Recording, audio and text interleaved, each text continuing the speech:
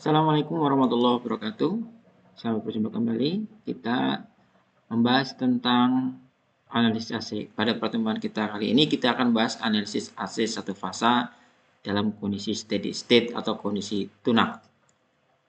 Kalau kita ingin menganalisis rangkaian AC, ada beberapa tahapan yang perlu kita lakukan. Ya, jadi tahapan yang perlu kita kerjakan untuk menganalisis rangkaian AC. Paling tidak ada 3. Yang pertama adalah mentransformasikan, mentransformasikan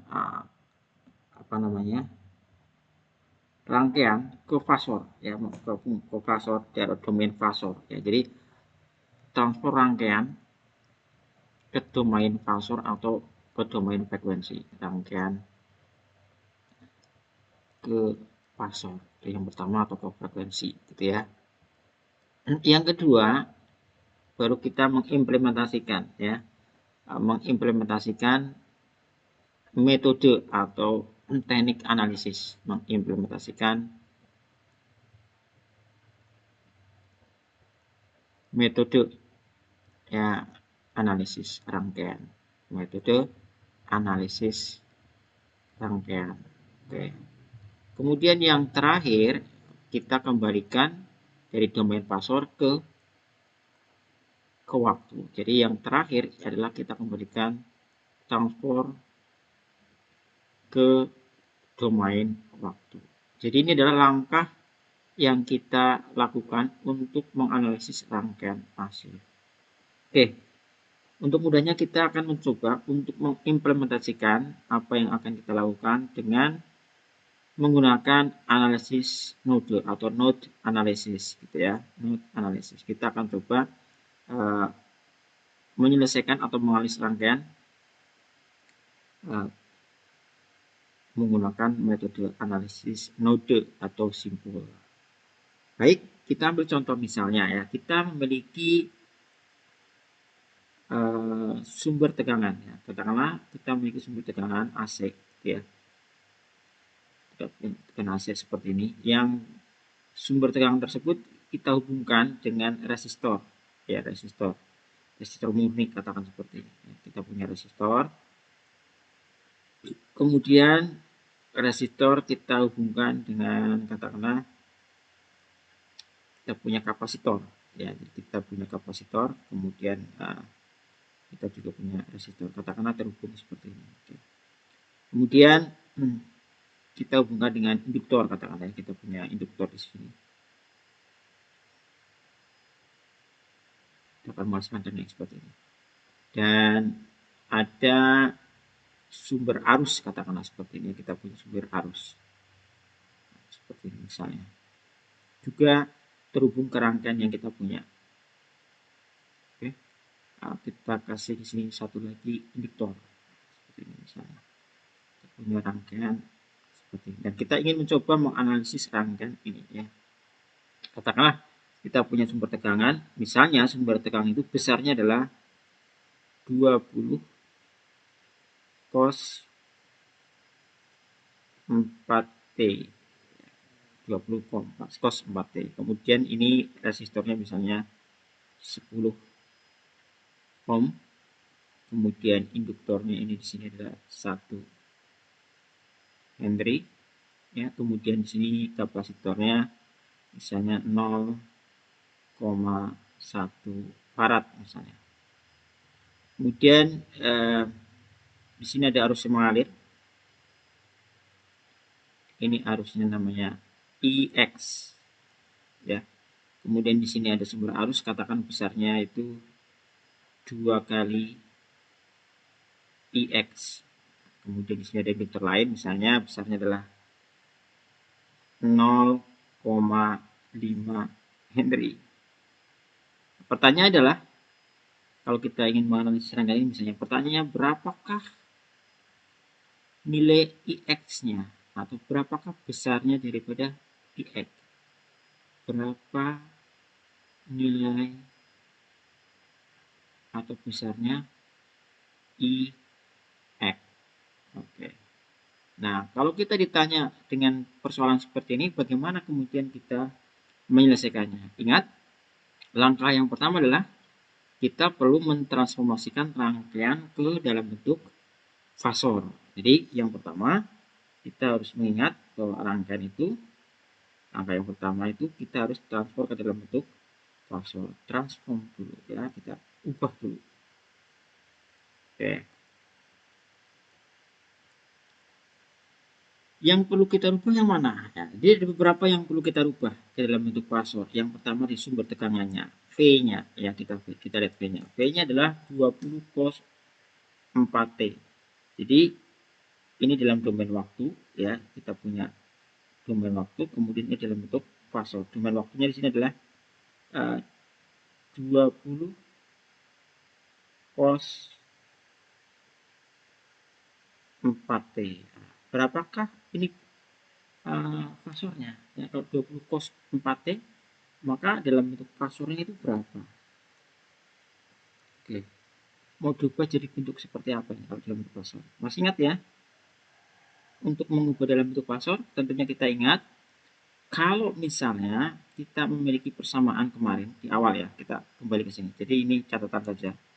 Kalau misalnya kita ingat dalam bentuk eksponensial, suatu apa namanya yang dibilang kompleks. Jadi kalau misalnya ada E pangkat J P, ini dalam bentuk trigonometrinya sama dengan cos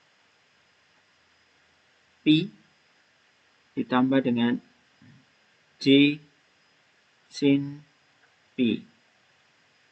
Ya, dalam hal ini adalah kita bisa mengatakan bahwa bagian realnya daripada E pangkat JP ini adalah cos P ya. Sedangkan bagian imajinernya ya, kita lihat bagian imajiner dari E pangkat JP ini adalah sin P. Ya, kita sudah belajar ini kemarin. Kemudian kita tahu bahwa kalau misalnya kita punya bagian real dan bagian imajiner. Kalau misalnya kita punya tegangan dalam fungsi waktu V T misalnya seperti ini. Vt sama dengan misalnya Vm, ini adalah tegangan maksimalnya atau amplitudenya. Cos dalam kurung omega T plus P.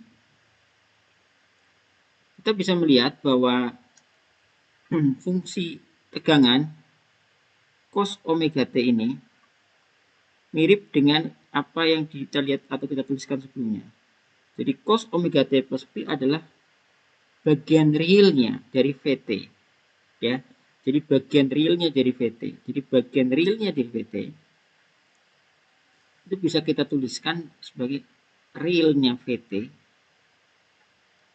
Ya, realnya dari Vt karena ini bagian Vt itu bagian realnya ya, bagian realnya dari E J pangkat P ya. Kalau sini sorry ya. Vt itu merupakan bagian realnya dari E pangkat J pangkat P kalau di sini. Tapi kalau di sini ini adalah realnya apa? Realnya itu adalah real daripada Vm. Nah ini ada Vm ya. E pangkat J. Nah ini ada omega T plus P. Nah seperti ini. Jadi ada bagian realnya. Kita lihat ini. Bagian realnya adalah Vm J dikalikan dengan omega T pangkat sini ya. Ditambah dengan P. Kemudian kita juga tahu bahwa kalau kita punya realnya seperti ini, kita bisa uraikan Vm ini sama dengan dikalikan dengan E pangkat J omega T dikalikan dengan E pangkat J P. Kalau kita misalnya rubah urutannya, ini sama dengan Vm dikalikan dengan E J pangkat P dikalikan dengan E pangkat J omega T. Dimana kita tahu Vm dikalikan E J pangkat P ini merupakan fasor ya, fasor daripada domain waktu VT. Jadi ini adalah bentuk fasornya. Ya, kita tuliskan V ya. Dalam bentuk tebal sini. V. V ini merupakan fasor daripada tegangan atau transformasi dari fasornya. Jadi kalau kita lihat ini ketika kita punya fasor, jadi fasor ini fasornya V, kita bisa tuliskan dalam bentuk Vm dikalikan E pangkat JP. Kalau misalnya kita rubah ke dalam bentuk polar, ini sama dengan Vm, sudutnya adalah P. Sehingga bisa kita tulis di sini untuk mengubah 20 cos 4T ya. Yang ini ya, 20 plus cos 4T, maka bentuk fasornya 20 itu adalah apa namanya? 20 ini adalah Vm-nya. Jadi bisa kita tuliskan ya. Jadi kita bisa tuliskan ini sama dengan Vm sudutnya Pi ya. Vm-nya berapa? Vm-nya itu sama dengan 20 ya. Vm 20. Pi-nya berapa? Pi-nya sama dengan 0 karena ini adalah omega T itu 4T. Sini tidak ada tambahan pi-nya. Jadi sudutnya itu 0 derajat. Kita tuliskan jadi 0 derajat. Nah, kalau kita tanyakan berapakah omeganya? Omeganya sama dengan 4. Ya, 4 apa? 4 radian per second. Gitu ya. Jadi beginilah cara kita mentransform domain waktu ke domain fasor. Ini dalam bentuk fasor yang sebelah kanan. Oke, ini untuk tegangannya. Sampai sini dulu, nanti kita lanjutkan untuk yang berikutnya. Terima kasih. Assalamualaikum warahmatullahi wabarakatuh.